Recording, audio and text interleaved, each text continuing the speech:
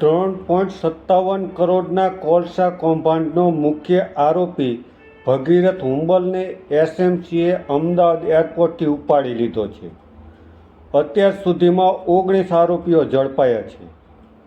મોરબીના ગાળા ગામ નજીક એક બંધ ફેક્ટરીને ભાડે રાખી એમાં ઇમ્પોર્ટેડ કોલસામાં હલકી ગુણવત્તાનો કોલસો ભેળસેળ કરી વેચાણ કૌભાંડ એસએમસીએ ઝડપી પાડ્યું હતું અને જે તે વખતે ટ્રક ચાલકો, મજૂરો તેમજ મેનેજર સહિતનાની ધરપકડ કરી હતી અને લગભગ કરોડોની કિંમતનો કોલસો, કાર, લોડર સહિતનો મુદ્દામાલ જપ્ત કર્યો હતો.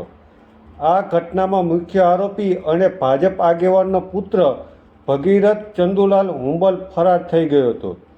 જે બાદ એસએમસી તેના ઘરની તપાસ કરતા આરોપી યુગાન્ડા ભાગી ગયો હોવાની જાણ થતાં એસએમસી દ્વારા તેના વિરુદ્ધ લુક આઉટ નોટિસ કાઢવા કેન્દ્રીય ઇમિગ્રેશન ડિપાર્ટમેન્ટમાં જાણ કરતા ત્યાંથી તેના વિરુદ્ધ લુક આઉટ સર્ક્યુલર બહાર પાડવામાં આવ્યું હતું.